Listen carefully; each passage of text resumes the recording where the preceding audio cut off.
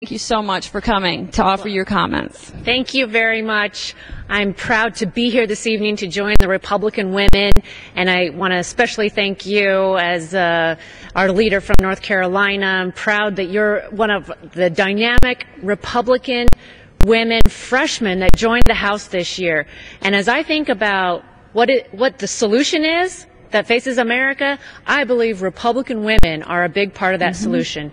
And we see that, for all the people in America that are frustrated with leaders in Congress that go behind closed doors and strike a deal without putting it to the people, Republican women, especially women, are seen as being honest, as trustworthy, as problem solvers, and Republican women are also seen as being fiscally responsible and the ones that I believe are a big part of the solution. So I'm proud to join you all this evening.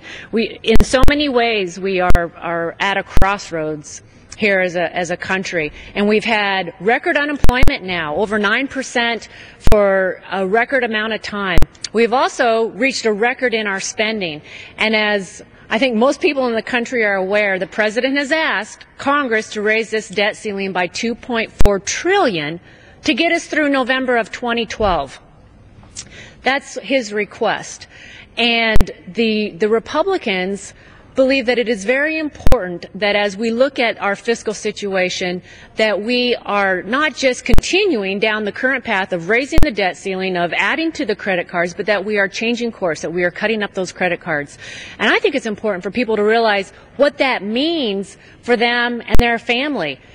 This request would be $20,000 for every American family, $20,000 in additional debt for every American family across this country.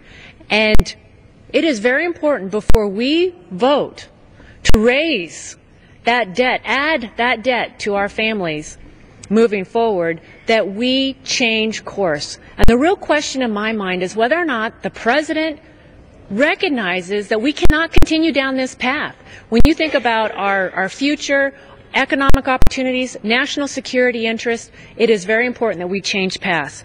And that's why I am proud of the legislation that passed the House last night with an overwhelming majority. We actually got some Democrat votes. It's a bipartisan bill that passed the House with 234 votes.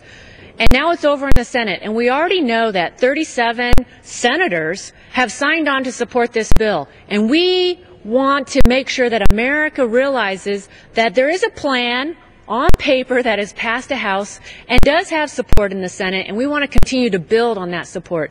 Cut, cap, and balance is a reasonable, it's a credible plan to addressing where we find ourselves as a country. Yes, it includes cuts in current year spending. It includes caps as we move forward so that we're going to bring down how much we're spending, and it includes the balanced budget amendment. I'm, like so many, a strong supporter of the balanced budget amendment. When I was first running for Congress in 2004, I talked a lot about the balanced budget amendment. What I didn't appreciate was to what degree the federal government spends money, borrows money, and prints money with no limits. I thought, well, there must be some limits. There are no limits on the federal government's ability to borrow, to spend, and print money. And the balanced budget amendment was one that even Thomas Jefferson, after they finished writing the Constitution, said if I could make one change, it would be to limit the federal government's ability to borrow money. It's been a debate through the ages. It is long overdue, and this is a time. It's about America's future, and I'm proud to stand here tonight in support of cap, cut, and balance, and the balanced budget amendment, and getting our fiscal house in order for our economy today and for keeping the American dream alive for many years to come. And I thank you. Thank you so much.